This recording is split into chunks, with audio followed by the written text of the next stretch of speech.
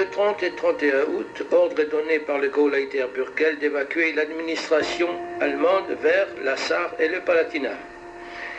Du 31 août au 4 septembre, aucune unité de combat allemande n'est capable d'arrêter la 3e US Army. Mais les Alliés sont freinés par le manque de carburant.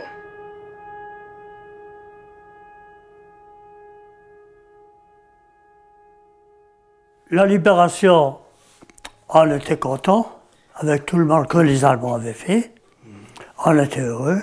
Moi, j'ai un cousin qui a été tué, l'autre est mort. Enfin, il y a beaucoup de choses qui se passent entre-temps.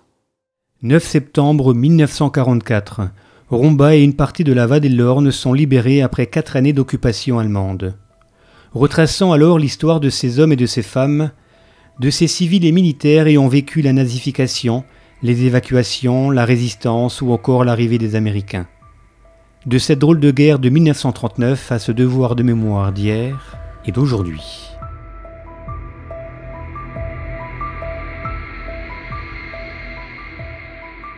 Le 3 septembre 1939, la France et la Grande-Bretagne déclarent la guerre à l'Allemagne.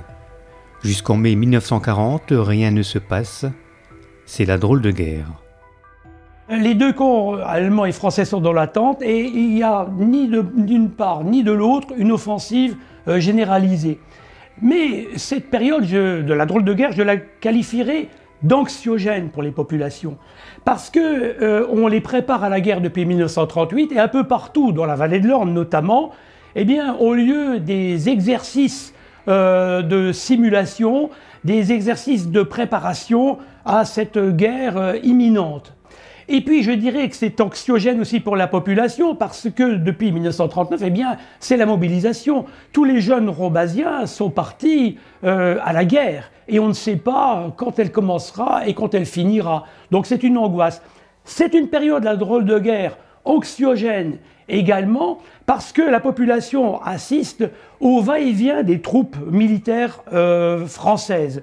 Et ces troupes vont vers la ligne Maginot, vers le front, et puis souvent elles cantonnent dans la vallée de l'Orne et elles cantonnent notamment à Romba, au lycée par exemple. C'est une période anxiogène aussi pour la population parce que, eh bien, arrivent dès juillet des vagues incroyables j'allais dire, la population est submergée par les vagues de réfugiés, de gens qui viennent justement de la zone rouge de la frontière de la ligne Maginot. Parce que depuis les années 30, l'État français qui prend tout en charge a décidé qu'en cas de guerre, toutes les populations qui sont situées dans la ligne rouge, dans la zone rouge, c'est-à-dire de 7 à 15 km, seraient évacuées vers la France libre, la France de l'intérieur, le plus loin possible. Et donc, dans la vallée de l'Orne, il y a des centres de recueil, comme des gîtes d'étape, où on voit arriver un flot dès juillet de population qui reste ici, alors par exemple à Roslange, dans le Fort Chabrol, ou au lycée de Romba, qui passent quelques jours et qui s'en vont vers la France du Sud, notamment vers les Charentes et la Vienne.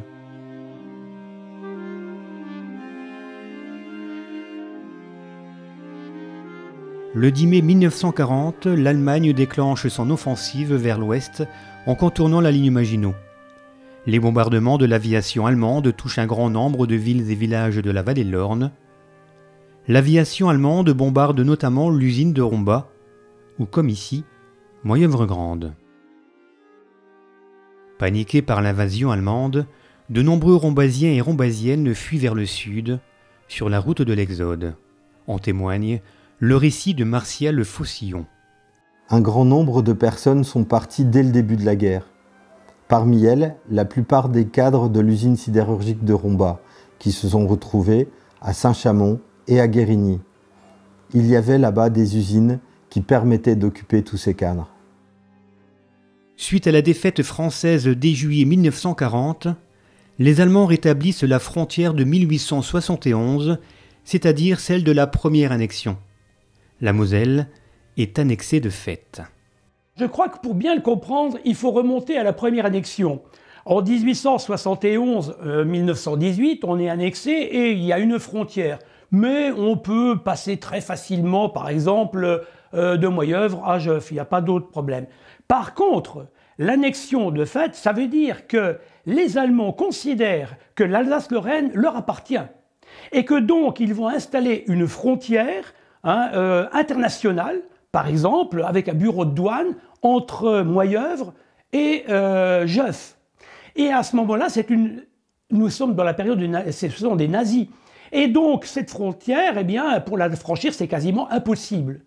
Alors, ça veut dire aussi, l'annexion de fait, que, puisqu'on est considéré comme allemand, eh bien, on sera obligé d'obéir rapidement à toute la législation allemande, y compris nazie, évidemment. Ce qui veut dire aussi que comme la frontière est imperméable, eh bien, vont se mettre très rapidement des passeurs, des filières qui tenteront de faire passer tous ceux qui veulent fuir l'Allemagne nazie. Sur cette photo datant de juin 1940, c'est le début de l'occupation allemande de Rombin.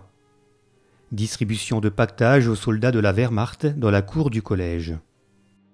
Là, une troupe de soldats allemands prépare son installation dans le lycée. Ici, une troupe allemande d'occupation stationnée provisoirement dans les environs de Rombin. Après le pont de l'Orne et au carrefour des rues de la Gare et de Metz, un soldat allemand monte la garde au passage à niveau du chemin de fer privé de Vindel.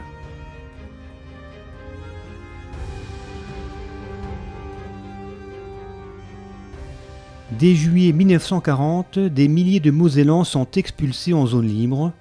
C'est le cas des premiers indésirables et inassimilables. Dès l'annexion, tous ceux qui ne sont pas d'accord, on leur fait comprendre qu'il faut qu'ils partent immédiatement. Alors, dès juillet, bien, beaucoup de gens sont expulsés vers ce que l'on appellera la France libre. Ce sont les indésirables. Alors, par exemple, les fonctionnaires, les enseignants, par exemple, les gens de l'administration, les policiers, etc. Et bien sûr, les juifs, qui en plus sont spoliés, c'est-à-dire qui perdent tous leurs biens. Et puis, cette vague d'expulsion va continuer. Parce que la nazification fait que tous ceux qui ne sont pas d'accord doivent partir.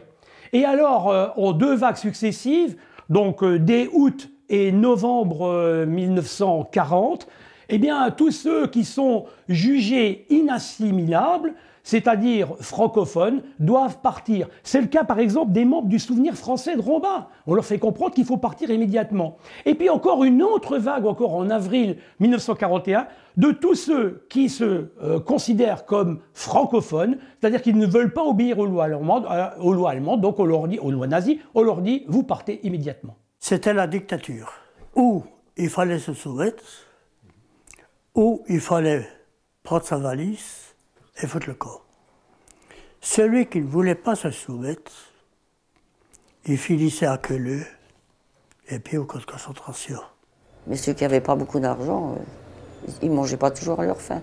Je sais que mon mari, souvent, ma maman, elle lui faisait des tartines.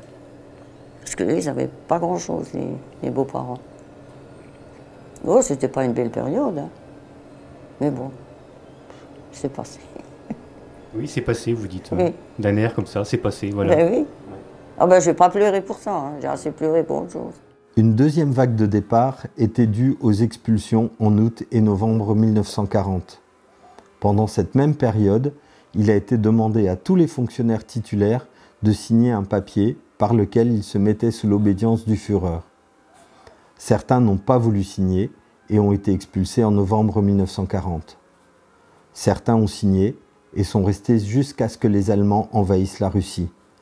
À ce moment-là, ils ont pensé que les Allemands seraient vaincus et ont donc préféré partir pour la France. Et puis les Allemands sont venus. Chez nous, on est en train de manger à midi. Ils ont dit, préparez vous la valise et tout, on vous amène dans un train ou je ne sais pas. Alors à 2 heures, ils sont venus avec un bus, et puis toute la famille, ils ont plusieurs familles, ils nous amenaient jusqu'à la gare de Queuleux. Et puis là, il y avait tous les Allemands. Nous, on avait préparé toutes les affaires, tout ce qui était bon à mettre, on a pris. Puis après, ils ont stocké ça où? Et on était dans le train après partir, quoi. Alors, ma mère, elle était à l'hôpital à Moscou, elle était sur le lit de mort, elle allait mourir. Alors, mon grand-père savait parler un peu l'allemand.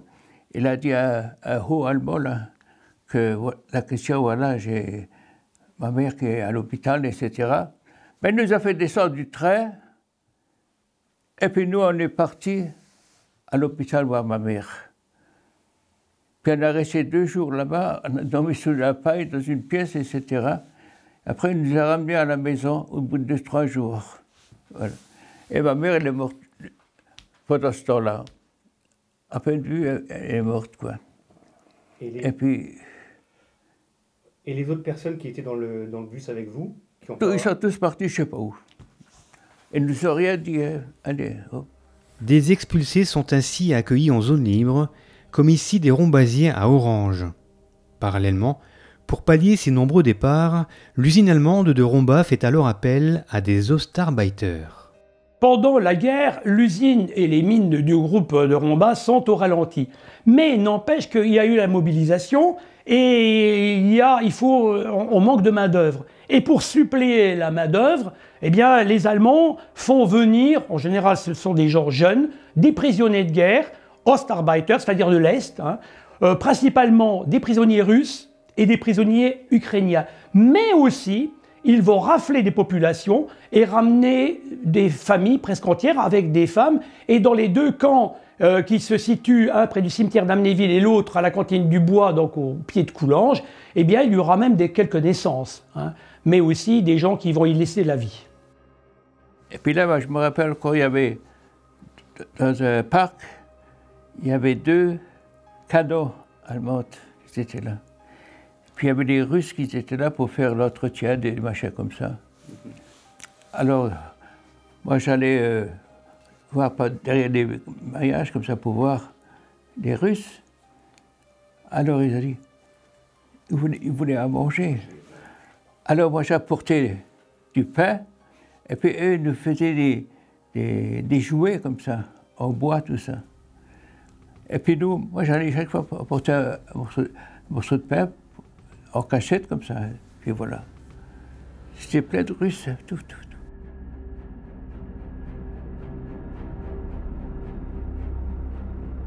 La nazification fut notamment marquée par la diffusion d'une idéologie autoritaire et raciste. C'est la fin des libertés individuelles. Pour comprendre la nazification, il faut remonter encore une fois à la première annexion. De 1871 à 1918, les Allemands mettent en place une germanisation, j'allais dire en douceur, c'est-à-dire une germanisation progressive.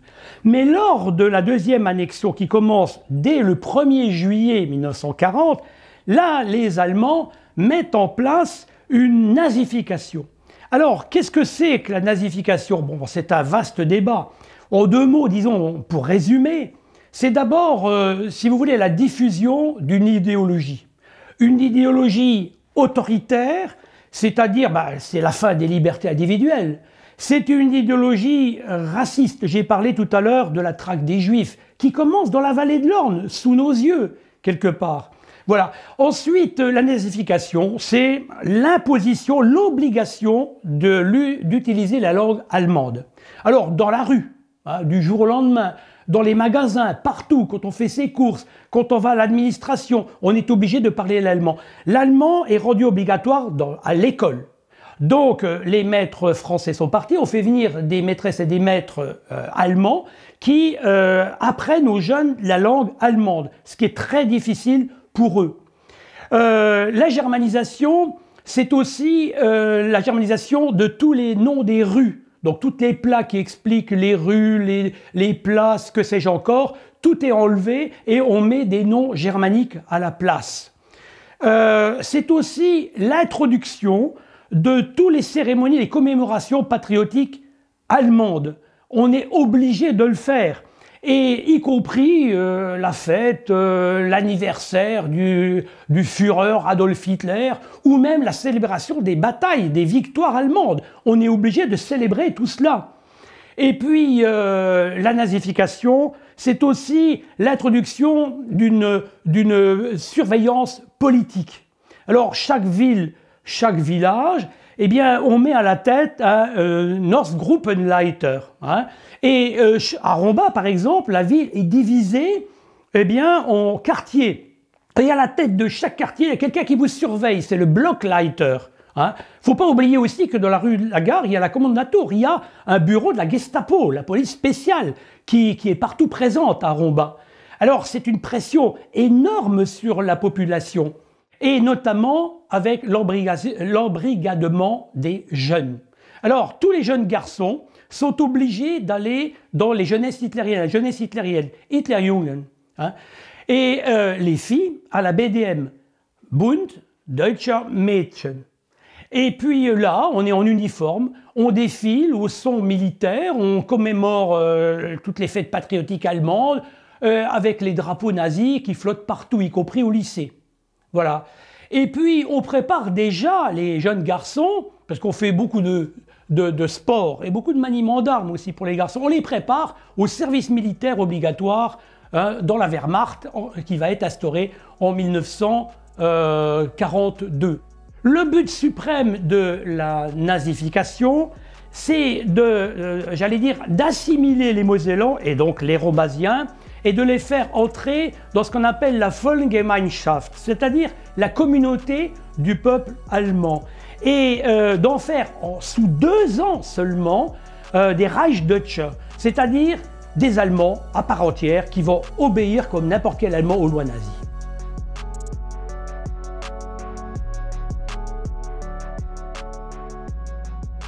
À Vitry, il n'y avait pas grand-chose. Hein. Il y avait juste des Allemands, des familles allemandes là, qui étaient là. Et puis, il y a un gradé qui était là, qui passait toujours devant au jardin. Il fallait dire « Hey Hitler ». C'était un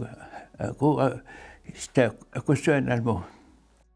D'abord, tout le monde a eu un Ausweis, une carte d'identité, avec un numéro qu'il fallait porter à l'usine n'importe où. Dans chaque quartier, on avait un Ortsgruppenleiter. Et c'est lui qui dirigeait le quartier. Quand on avait quelque chose qui n'allait pas, on allait le trouver. Et puis un jour, il a fallu que j'aille à l'école allemande. Alors l'école allemande, elle était payée par l'usine et elle se passait une après-midi par semaine au collège à Romba.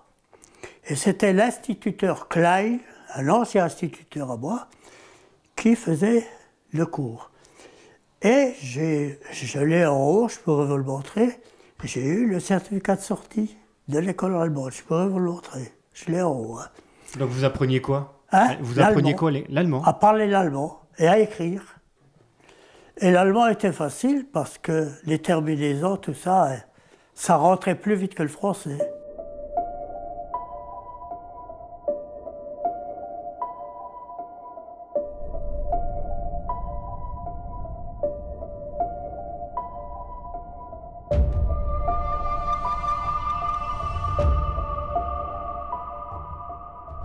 Quatre ans et demi chez les Allemands à l'école. D'abord chez les Français, après chez les Allemands, puis après chez les Français, encore une fois, voilà. Quand les Allemands, quand on avait un maître allemand, ils sont venus dans la salle, ils enlevaient directement le Christ qui pendait là. Ça, je m'apprenais toujours. Et puis de là, on a suivi des cours en allemand, quoi, tout. Pourquoi ça vous a marqué, ça? Parce que ils ont enlevé le Christ là, voilà. On était vraiment chez les Allemands là. À l'école, la plupart de nos instituteurs sont partis, expulsés ou volontaires. Seuls sont restés ceux qui parlaient bien allemand. Du jour au lendemain, il nous fallait parler allemand. Mais nous, à la maison, on ne parlait pas un mot d'allemand. Ce n'était pas facile. Alors, la plupart du temps, j'essayais de me taire. Un jour, j'avais très envie d'aller aux toilettes. Je lève le doigt et je demande à sortir en français. Mais l'instituteur arrivait tout droit d'Allemagne. Il ne comprenait pas ce que je lui demandais. Ma voisine, plus douée, me soufflait, mais je n'arrivais pas à répéter.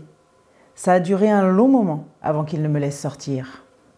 Chaque matin, avant de commencer les cours, nous nous tenions debout devant un drapeau nazi rouge et blanc à croix gammée et nous chantions l'hymne allemand. Chacun se tenait droit comme un i, de peur d'une punition. Ils ont ramené avec eux leurs habitudes scolaires. C'était la première fois que je voyais jouer du violon à l'école. Et puis, nous faisions beaucoup plus de sport.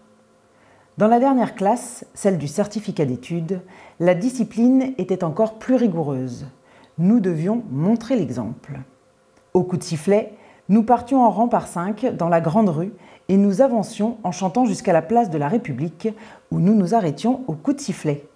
Pour nous amuser, nous faisions un croche-pied à celui qui était devant nous pour qu'il tombe sur le précédent et ainsi de suite.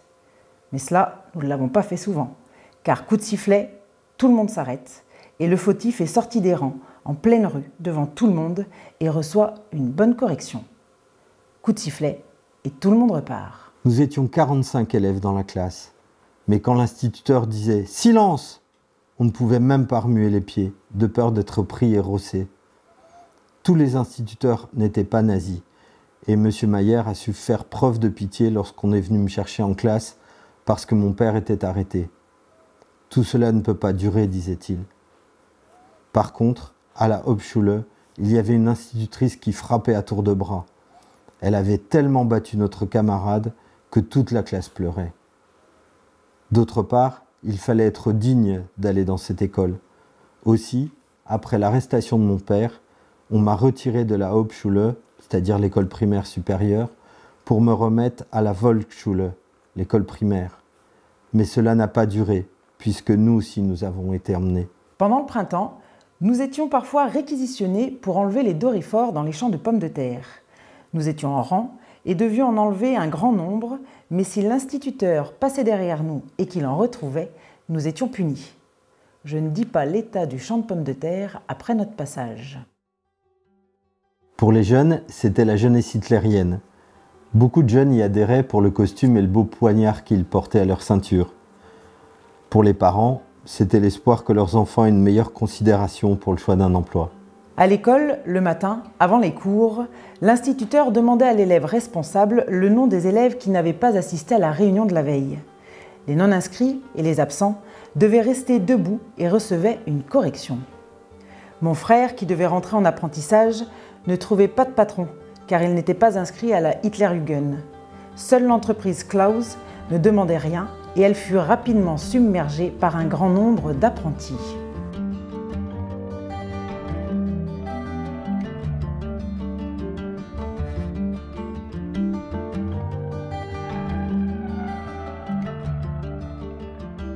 Et puis là, j'ai eu des convocations des Allemands pour aller chercher des habits pour la Hitlerjugend avec ma sœur. Oh, on n'a pas été les chercher. Hein.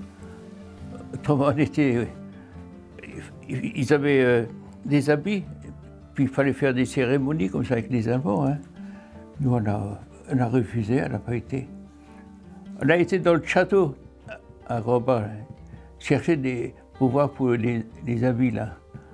Ben, quand on est rentré là, oh Dieu, ma sœur et moi, on est partis quoi. Ah, ouais. Pourquoi vous êtes partis? Ben, on ne voulait pas rien savoir de les habits là. Hein. Ah, ouais. C'était pour la Hitlerjugend. Un décret du 15 février 1943 oblige les jeunes apprentis ou étudiants de 16 ans à intégrer une semaine sur 2 la défense passive comme dans la FLAC ou la défense aérienne. Ainsi, les défenses anti-aériennes de l'industrie sont déployées autour de l'usine de Romba.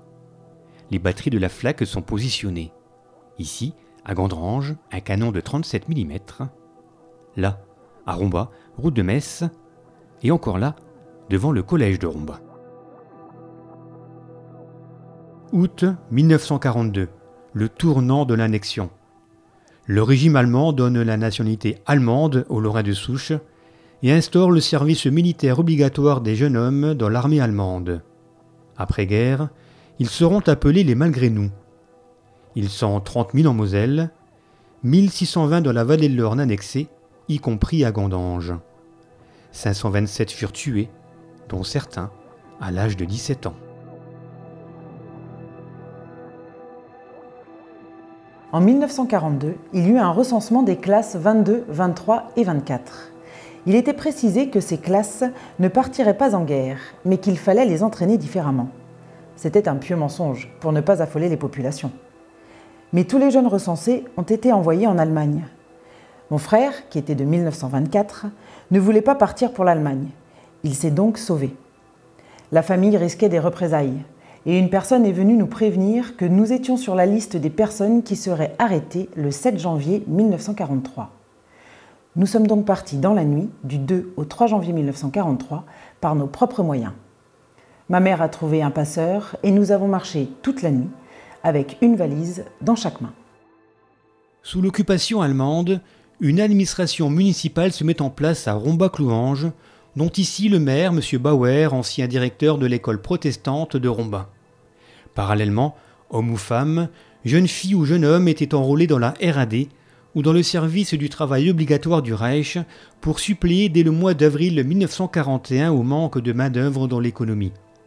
Chaque Rombasien devait aussi quasi obligatoirement adhérer à l'une des nombreuses organisations paramilitaires.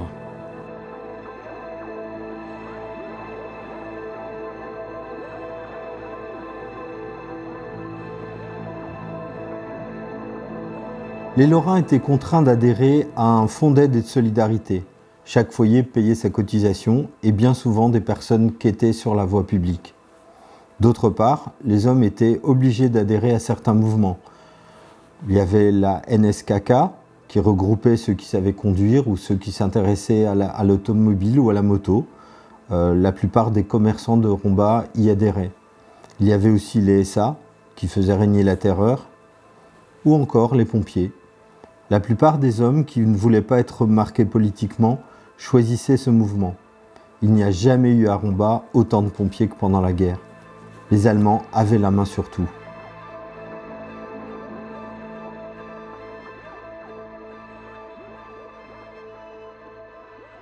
On n'avait déjà pas à manger ce qu'il fallait.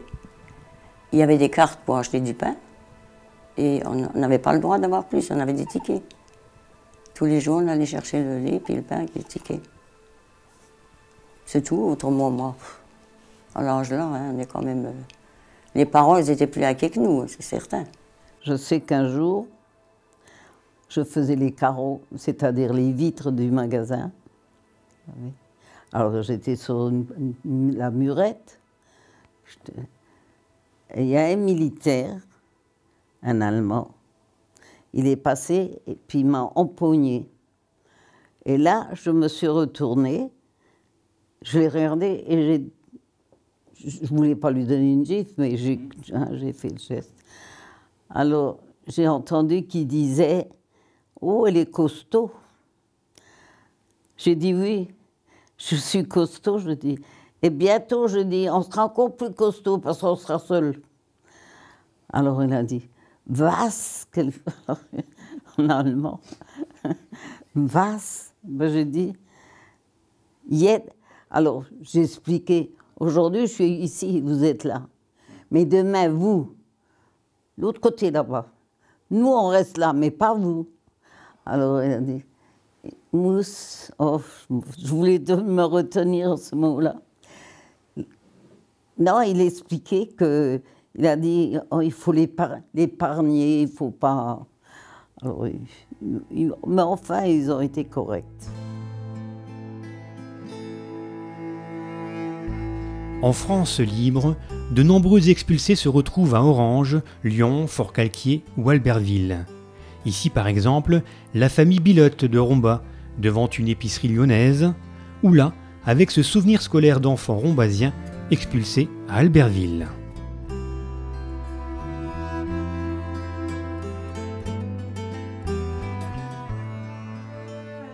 À Rombas, en France libre ou ailleurs, des Rombasiens et Rombasiennes résistent. Jean Pieuvezan s'engage dès l'automne 1941 dans la Marine nationale, avant de devenir un héros de la résistance à Cahors et de mourir pour la France à 22 ans le 23 juillet 1944. Marie Aquin, née Marie-Alice Parmentier le 7 septembre 1905 à Rombas, officier des forces françaises libres à Londres, nommé délégué de la France libre en Inde, mais disparu en mer avec son époux le 24 février 1941. Leur cargo fut torpillé par un sous-marin allemand. Nommée par décret du 13 mai 1941, l'une des 6 femmes sur 1038 compagnons de la Libération. Julien Albertazzi, engagé dès 1943 dans la 2e DB. Justin Bourg, résistant rombasien, engagé dans l'armée américaine à 17 ans. Il participa ou assista durant 4 mois à toutes les opérations militaires de notre vallée et dont il relata au jour le jour l'épopée. Il sera ensuite militaire français, écrivain, journaliste, chargé de communication à l'usine avant de quitter Romba en 1956. Lucien Duval, chevalier de la Légion d'honneur pour avoir été un grand résistant à Grenoble. Jean Bolis, chef des FFI de la vallée, croix de guerre. Mais aussi plusieurs rombasiens devenus résistants de différents groupes et dont nombre d'entre eux furent arrêtés, torturés, puis déportés. Jean Burgère, organisateur du groupe Mario, le mouvement de la résistance le plus important de Moselle, ou Joseph Desrands, fondateur en 1942 d'un groupe de résistance gaulliste assassiné sous la torture au Forqueleu. On a parlé tout à l'heure des expulsions, des indésirables, des inassimilables, et des francophones, etc. Quels sont les gens qui restent? Eh bien, ce sont des gens souvent assez âgés, ils ne veulent pas partir de chez eux, ils restent à Romba. Ce sont aussi des plus jeunes avec des familles, des enfants, qui n'ont pas eu peut-être la volonté de partir. Alors ils restent ici en espérant que la guerre sera courte. Hélas, la guerre va durer des années. Alors pour ces gens, résister, c'est extrêmement difficile. J'ai parlé de la pression, de la nazification tout autour de la population qui encadre la population et la peur que les Allemands développent.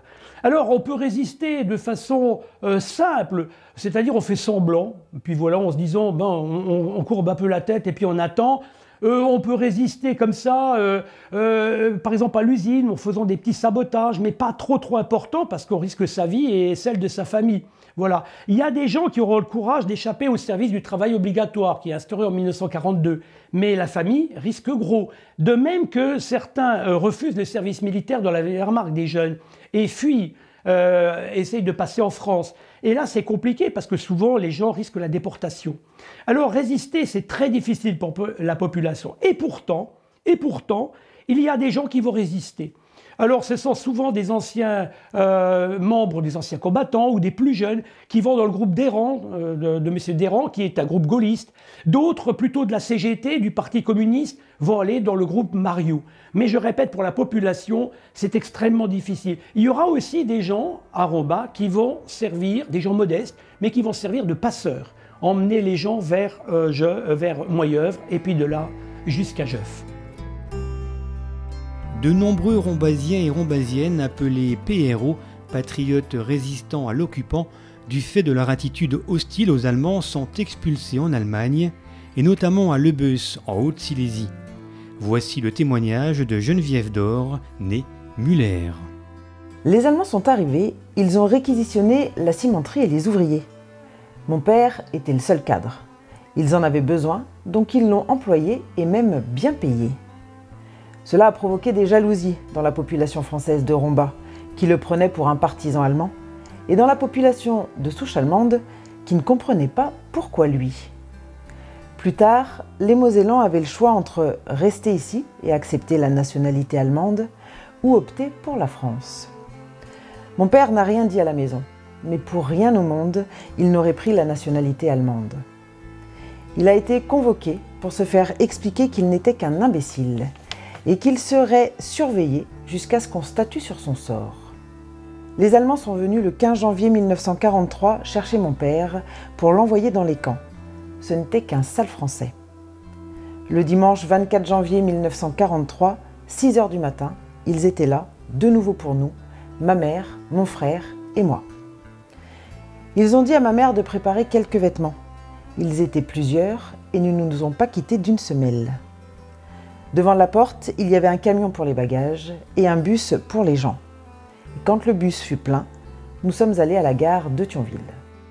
Le mardi 26 janvier 1943, la famille Müller descendit enfin du train et fut internée dans un camp spécial à Lebeuss, en Haute-Silésie. Elle s'en échappa en avril 1945 et parvint à rejoindre la vallée. Ici, des déportés rombasiens envoyés dans les camps de concentration où la plupart y laissèrent leur vie.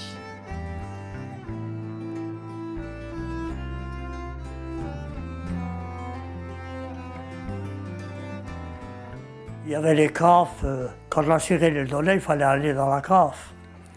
Et puis il y avait un ventilateur et un tourne-rôle. Il fallait qu'on tourne le ventilateur. Et quand l'alerte était finie, on retournait dans notre maison.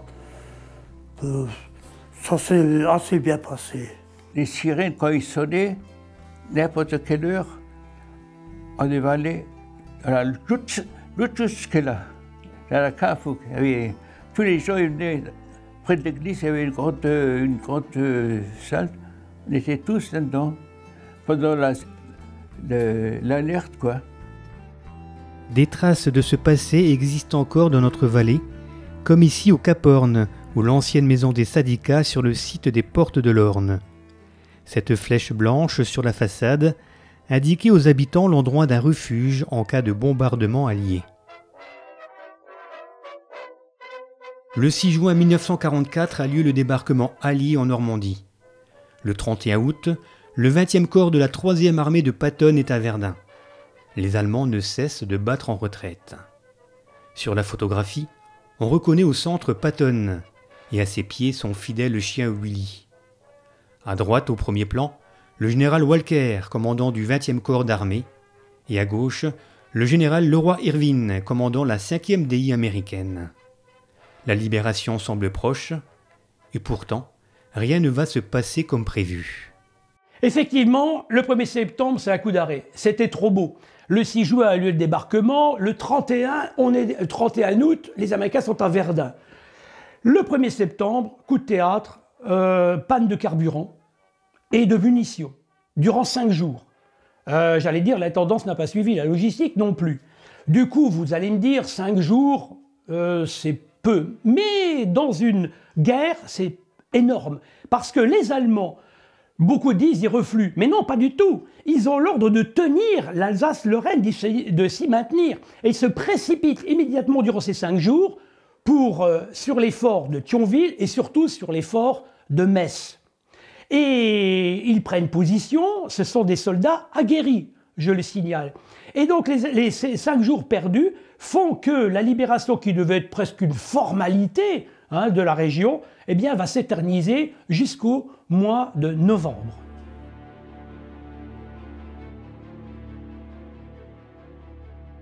Dans l'objectif de couper la route à l'armée américaine, les Allemands font sauter les ponts sur l'Orne, celui de Moyeuvre-Grande dans la nuit du 2 au 3 septembre, ceux de Jamaille, Vitry-sur-Orne, Rombat ou Gandrange le 4 septembre et celui de Richemont dans la nuit du 4 au 5 septembre. Le 4 septembre, à 9h et sous 2 heures, l'armée allemande décide l'évacuation immédiate des populations de la vallée, soit plus de 25 000 personnes vers la gare d'Agandange pour y être embarquées vers la Thuringe. Le 4 septembre 1944 au matin, DSA, avec des haut-parleurs, nous donnèrent 2 heures pour évacuer la maison. Une partie de la population est partie vers Clouange, qui n'était pas évacuée. Cela n'était pas prévu. Le pont fut barré et toutes les personnes qui descendaient furent mises dans le train. On avait réunion sur la place de la République et c'est le maire allemand qui a dit, voilà, il faut évacuer, il fallait partir. Et nous sommes... Alors, tout le monde était sur la place et tout le monde est rentré chez eux pour préparer le peu qu'on avait à emporter. Et nous sommes rentrés à la maison. Et là, ma maman nous a fait des paquets avec le linge, enfin ce qu'il fallait. Et nous sommes partis. Nous sommes descendus derrière la Rionnette, derrière le cimetière, quoi. Et arrivés en bas, ma maman, elle a pensé qu'elle avait oublié les œufs de ses poules. Elle est remontée dans la Rionnette, elle a été chercher le reste d'œufs, puis elle est redescendue. Et c'est de là qu'on a chargé la charrette à 4 roues, enfin, oui, c'est des anciennes charrettes. Et nous sommes partis avec le peu qu'on avait, et nous sommes arrivés au pont de Clouange, et là, les Allemands nous ont arrêtés. Ils nous ont fait refouler, et il a fallu rentrer de nouveau à la maison et décharger tout ce qu'on avait de trop. Les Allemands. Et bien après, on est reparti. On est revenu de nouveau sur le pont de Clouanges. On a fait Clouanges, Rosselange. Et nous sommes partis à Jeuf. Voilà. Et là, à Jeuf, on a eu peur parce que les Allemands étaient en haut dans le bois et ils tiraient sur nous que nous sommes sur la route. Quand on était sur la route, quand on revenait de Clouanges, de Rosselange, oui. Ils nous ont tiré dessus, oh là, oui. Mais enfin, on a eu de la chance qu'on en est sorti. Cette évacuation fut brutale et forcée, avec un objectif bien précis, déclencher un réflexe panique. Le but, c'est de les emmener, soi-disant, à la gare d'Agrondange et de les emmener en Thuringe, en Allemagne. Évidemment, l'idée secrète des Allemands, de l'armée allemande, c'est de jeter, j'allais dire, sur les routes, hein, toute cette population, de faire un réflexe panique. Les gens courent dans tous les sens, ils ne savent pas où aller, et les Allemands savent très bien que la plupart des ponts, ils les ont fait sauter. Donc du coup, tout le monde est coincé, on va d'un endroit à l'autre, on ne sait pas, il y a des gens qui finissent à bicyclette ou avec des charrettes ou je ne sais trop, ou à pied, aller à Grondange, et puis d'autres ne savent pas trop comment faire. Et puis d'autres se disent, mais le bruit de canon qu'on entend vient de Malancourt, donc les Américains ne sont pas loin. Donc pourquoi suivre les Allemands? Et puis pourquoi ne pas rester là et attendre? Alors beaucoup se cachent dans les caves, comme par exemple à Clouanges ou à Romba, à l'usine même. D'autres se montent vers Malancourt, puisqu'on entend du bruit là-bas, ou vers Maron-Sylvange dans les bois. On va dans les entrées de mines, on va même dans les châteaux d'eau, hein, on ouvre les portes, etc. Et puis, on va se cacher dans la forêt. Et on attend, il n'y a plus quelques jours, mais on attend, le soleil est revenu, et les Américains aussi. Alors pourquoi les Allemands, pardon, ont fait cette évacuation? Eh bien, tout simplement pour utiliser la population, l'éparpiller sur tous les chemins, les routes et la vallée, jusqu'à Grondange, pour freiner l'avance américaine, puisque les Américains n'étaient pas loin, gagner du temps, et surtout se servir de la population comme bouclier humain pour empêcher l'aviation alliée d'intervenir. Ce qui va d'ailleurs arriver, elle n'interviendra pas. On a été évacués. Mon papa, il avait une grande charrette à 4 roues. On a mis le nécessaire, les couvertures et puis tout ça. Mon petit frère de 4 ans, le chien. Et puis on a monté la rue de Metz. Ma maman, moi et puis mon frère. On a été à Ramonville. Vous savez, quand vous montez la rue de Ramonville, c'est un château d'eau, je crois. On était là-dedans. 4 jours. Pendant 4 jours? Oui. Et la 4e nuit, quand on était là-dedans, on a entendu, je les entends encore aujourd'hui, les tanks et les camions qui venaient de Metz, les Américains. Et bon, on ne savait pas trop bien ce que c'était, mais on l'a su après, parce que le lendemain, les Allemands, ils nous ont chassés. Ils nous ont fait sortir du bâtiment pour qu'on parte. Heureusement, parce qu'ils nous ont tiré dessus, mais ils ont tiré à côté. Sinon, on ne serait plus là. Hein. Et ma mère avait préparé la charrette avec un peu d'habits, un peu de... Mais c'est tout, juste une paire d'habits, puis ce qu'on avait à manger à la maison. Et on est parti, on a pris le chemin de Saint-Martin. Et il sortait à Malancourt. Et on a sorti à Malancourt la charrette. Oh, elle était bien une quinzaine de charrettes. Hein. Toutes les charrettes à bras. Hein. Il y en a d'autres avec 2 sacs ou bien une valise. Et à Malancourt, on a atterri à la carrière. Et il y avait un tunnel qui rentrait et sortait à Pierrevillers. Et il y avait un camp électrique, mais il n'y avait pas de courant. Ça fait on s'est caché là-dedans, on était 25-30 personnes. Mes grands-parents habitaient Mondelange et ont eu l'ordre d'évacuer leur maison et de quitter la région en quelques heures. Et l'ordre avait été d'évacuer cette région pour partir en Allemagne. Et ils ont pris la décision, eux, de rester en Moselle et de se cacher à Smecourt dans un premier temps, puis à Metz, pour éviter de partir en Allemagne, sachant que les troupes américaines arrivaient et que c'était qu'une question de quelques jours. D'autres, très nombreux, se sont réfugiés dans les bois, sous les roches. Il y avait un monde fou. Chacun essayait de se trouver un trou d'obus de la guerre précédente pour s'y installer. Nous y sommes restés 3 jours sous la pluie. D'autres, enfin, se sont cachés dans les caves, les vignes ou même à l'usine. Une partie de ces personnes risquaient leur vie pour aller nourrir leurs bêtes restées à la maison. Dans les bois, les gens faisaient du feu. Aussi, les Allemands les ont repérés. Mais lorsqu'ils sont montés en tirant, on a entendu les chars américains qui descendaient de la route de Malencourt. Ça faisait un bruit effroyable dans la ville silencieuse. Au bout de 3 jours, on sort de nos caches pour rentrer dans nos foyers. On entend un bruit de bottes. On se dépêche de s'enfermer, mais trop tard. On cogne à la porte. 3 soldats demandaient à manger. Ma tante, qui n'avait plus rien, les a envoyés vers la ferme voisine. On a appris le lendemain que les Américains les avaient pris. Comment vous avez su que vous pouvez rentrer chez vous? Parce que on a été en haut de Malencourt et on a regardé les Américains qui arrivaient sur la route de Malencourt. Et là, ils nous ont dit que tous ceux qui étaient évacués pouvaient rentrer à la maison. Alors on est reparti, on a pris notre charrette et on a redescendu. Du 4 au 9 septembre, les Américains aidés par les FFI des environs parviennent à faire reculer les Allemands et à libérer en partie la vallée de l'Orne et notamment Romba le 9 septembre. Ces combats feront 10 morts.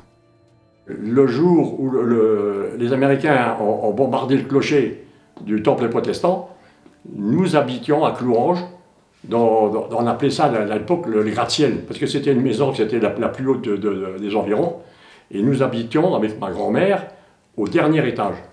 Et mon père, il regardait cette affaire à la jumelle.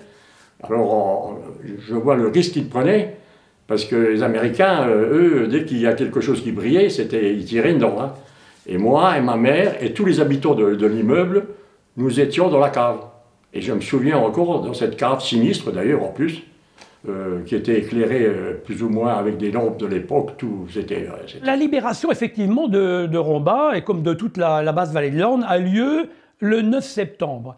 Mais je dirais que c'est une libération conditionnelle. N'oubliez pas que les forts autour de Metz et autour de Thionville sont tenus par les Allemands. Et que les Américains, maintenant, on sait que les combats vont être beaucoup plus longs que prévu, et cela nécessite un pilonnage de l'armée américaine, de tous les forts de Thionville et aussi les forts de Metz. N'oublions pas que, par exemple, les forts de Saulny ou de Fèves sont à même pas 10 km de Romba, et qu'avec une simple paire de jumelles ou des observateurs, les Allemands voient ce qui se passe dans la vallée de l'Orne et voient l'arrivée des Américains.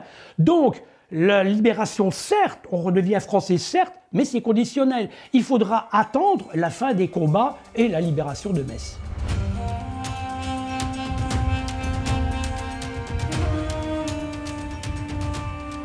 Si des villes comme Romba, Moyeuvre-Grande, Vitry, Gandrange sont ainsi libérées, d'autres pourtant proches comme Amnéville, Agondange ou Talange ne le sont pas, de même que le pays messin. Placés sous la coupe des redoutables forts que tiennent les Allemands, de rudes affrontements s'annoncent pour libérer la ville de Metz. La vallée de l'Orne devient tout à coup une position stratégique importante. À partir du moment où les Américains ont perdu 5 jours, et lorsqu'ils libèrent Romba, ils comprennent très vite que la libération de Metz va être très compliquée. Je signale qu'en 1914, vu l'importance des forts qu'il y a tout autour, la place forte de Metz est considérée comme l'une des premières du monde, y compris évidemment dans l'entre-deux-guerres. Les Allemands, qui sont les soldats aguerris, prennent position dans ces forts. Ils les renforcent. Et les Américains comprennent tout de suite que ça va être très difficile. Alors pourquoi la zone nord devient stratégique? Parce que, comme je le disais tout à l'heure, les forts ne sont à même pas 10 km, les forts de Fèves à même pas 10 km de Romba. Et donc pour eux, la région de Romba et de la vallée de l'Orne devient une position stratégique importante. De même qu'ils ont d'autres positions stratégiques à Peltre ou à Metz-Sud ou je ne sais, ou tout autour de Metz. Il faut ceinturer, leur stratégie c'est de ceinturer autour des forts à un rayon de 20 km. Et voilà pourquoi la région nord de la vallée de l'Orne devient une position stratégique. Et on comprend tout de suite pourquoi, dès septembre, il y a une centaine de soldats de l'artillerie américaine qui s'installent, place de la République, et puis arrive le capitaine James Russell Anderson, qui a laissé des souvenirs incroyables et ses troupes aussi, à la tête de sa batterie A du 243e bataillon de l'artillerie de campagne de la 3e armée américaine. Eh bien, sa batterie va demeurer à Romba du 7 octobre au 3 novembre et James Russell Anderson va déployer ses batteries d'artillerie un peu partout à Romba, mais aussi sur le Crassier, vers Amnéville, vers Sylvange, vers Pierrevillers, vers Ramonville, etc. Depuis leur arrivée à Romba, les GI ont investi la ville. Des liens étroits se créent entre Américains et Français. L'armée américaine, ils étaient très corrects, ils étaient outillés, et puis alors, ils buvaient. Ah oui, d'accord. Ils picolaient. Alors, je vous le dis, comme on avait beaucoup de schnapps à la maison, on a eu un qui est venu une fois, et il faisait signe, on lui a payé un schnapps. Oh. Mon beau-père lui a donné 1 litre. Le lendemain, il est venu avec une boîte de 20 litres de beurre de cacahuètes. Moi, c'était bon. Mais après la guerre, 10 ans ou 15 ans après, si j'avais eu l'occasion de demander aux 125 hommes qui étaient ici avec moi, si vous pourriez retourner en France, où aimeriez-vous aller? Sans exception, je pense que tous auraient répondu Romba. Pourquoi? C'est dur à expliquer. La manière dont ils se sont comportés vis-à-vis d'une force étrangère, je ne sais pas comment cette relation s'est établie. C'est difficile pour moi de vous le décrire. Nous avons toujours entendu parler de Romba depuis que je suis petite fille. Et souvent, depuis l'âge de 6 ans, j'ai entendu l'histoire de Miss Lipstick. Et je me souviens qu'elle venait toujours voir mon père pour avoir du chewing-gum. C'était une anecdote qui m'amusait toujours beaucoup. Aussi, je crois que la façon dont mon père percevait les choses a changé après la guerre. Il avait plus de compassion pour chacun. C'est comme ça que je l'ai connu depuis que j'ai grandi. Je veux dire, il regardait le monde différemment, faire que la terre soit plus en paix. Voilà l'héritage qu'il voulait laisser. Aimer tout le monde. La guerre était terrible. Il y avait tous ces jeunes hommes et ces jeunes femmes qui avaient arrêté leur vie et quitté leur domicile. C'était effrayant. Mais il avait cette qualité de leader. Et quand il a dit à ma mère qu'il était envoyé à l'école des élèves officiers, il lui a dit « N'en parle à personne pour le cas où j'échouerai ». Bien sûr, il a réussi. À 28 ans, qu'est-ce que je pensais de tout ça? Je me disais quel énorme gâchis nous sommes en train de vivre. Dans ma famille et dans l'héritage qui m'a été transmis, ainsi qu'à ma femme, l'amour du prochain, l'amour du genre humain, tient une grande place.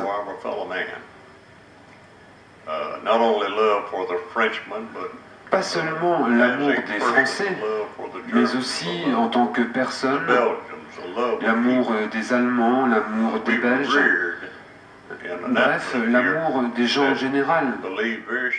Tout le monde essayait de parler avec eux. Enfin, ils nous ont donné du chocolat, des bonbons. Nous, on était des gosses, alors on était contents. Ma mère, elle faisait même le linge pour certains. Alors il lui donnait des morceaux de savon.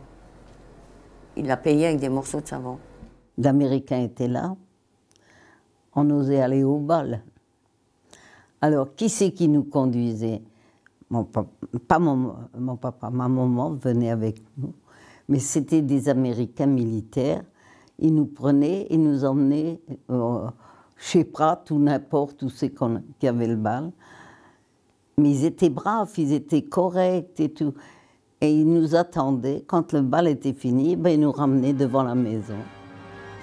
Ces liens d'amitié entre la garnison américaine et la jeunesse rombasienne ne doivent pas nous faire oublier la réalité des pionnages intensifs exigés par le siège de Metz. À Villers, les Américains ont installé leur batterie de canons aux 3 Maisons, rue Anatole France, dans les champs où se trouve maintenant la rue du Petit Moulin, et la plus grande partie au champ Robert. Et là, ils pilonnaient Mézières-les-Metz. Les Allemands leur répondaient « Nous avons vécu un bon moment à la cave, mais à Pierrevillers, c'était pire, puisqu'ils étaient envahis à tour de rôle par les Américains, puis par les Allemands. » Le siège de Metz s'avère tellement difficile qu'il faut déployer des batteries d'artillerie un peu partout, notamment à Rombas, je l'ai dit, la base Vallée de l'Orne, je l'ai dit, mais aussi tout près de nous, sur le plateau d'Amonvillers à Saint-Privat-la-Montagne. Et je rappelle que ces combats vont être très longs, puisque Metz est libéré seulement le 22 novembre. Et c'est seulement vraiment à partir du 22 novembre que Rombas et la base Vallée de l'Orne peuvent enfin respirer et se sentent vraiment libres. Parce que de temps en temps, évidemment, il y avait des obus qui éclataient un peu partout. La population était quand même apeurée. Ce n'est finalement que fin décembre 1944 que les habitants de la vallée de l'Orne se sentent pleinement, selon le mot de Justin Bourg, rassurés. Après 4 années d'occupation et de nazification, Rombas donne au 11 novembre 1944 un double sens patriotique. La victoire de la Grande Guerre et la fête du retour de la France républicaine et démocratique.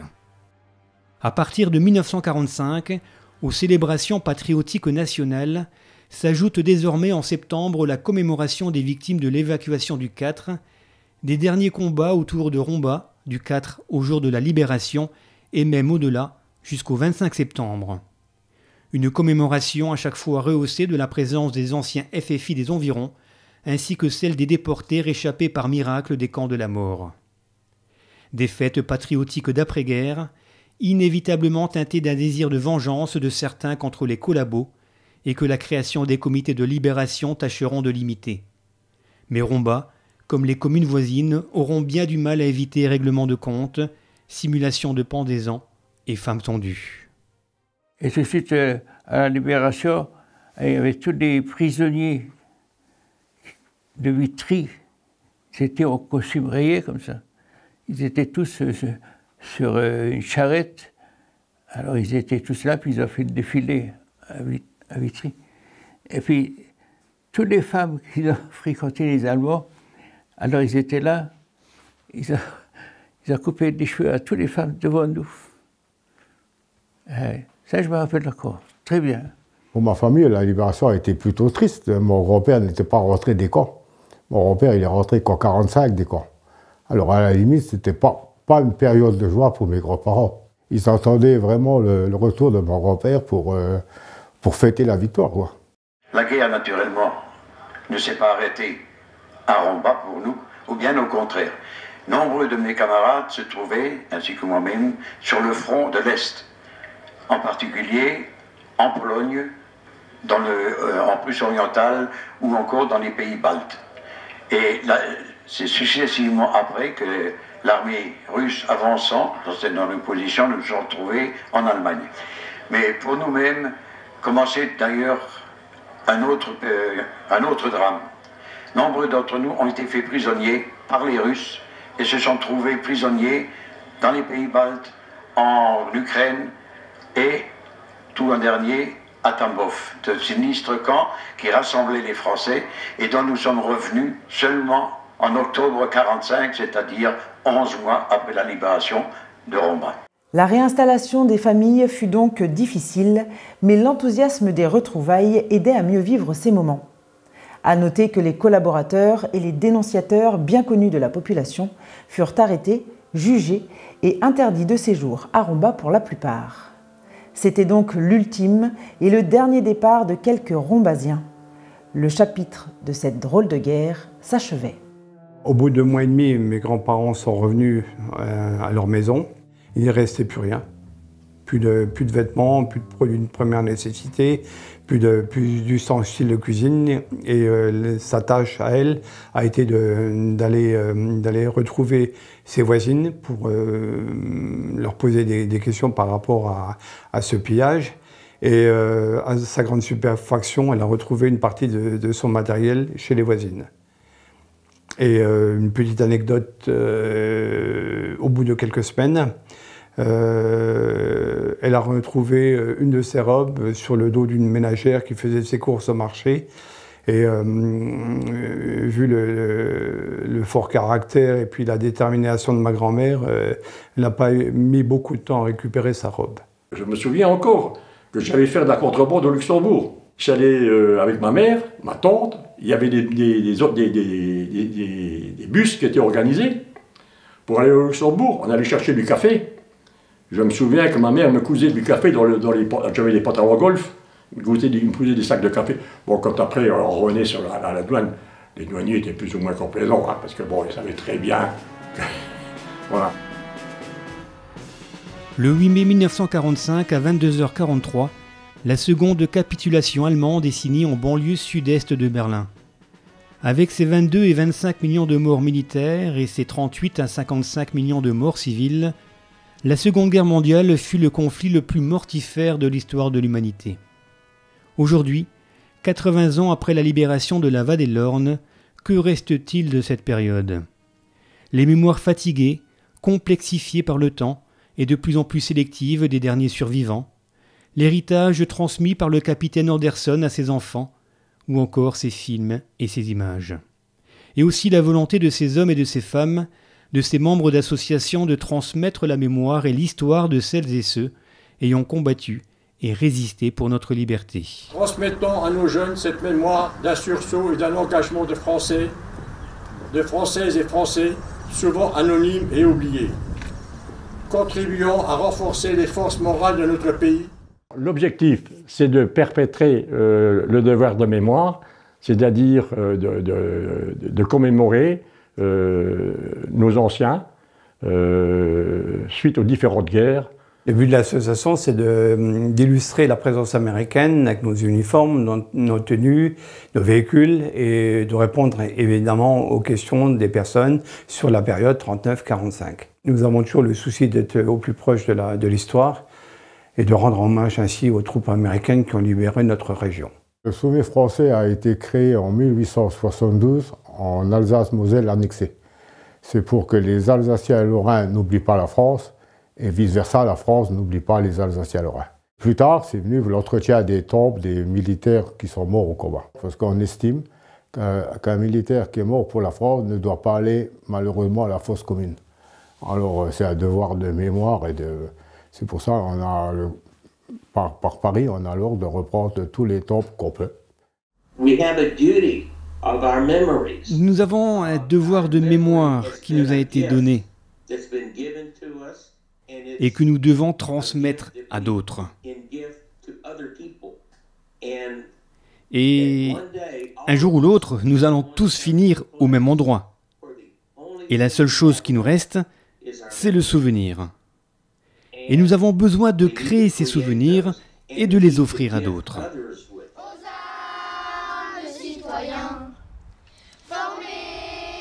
Si les célébrations et ce devoir de mémoire sont essentiels, n'oublions pas que les morts d'hier doivent nous faire penser aux morts et aux opprimés d'aujourd'hui.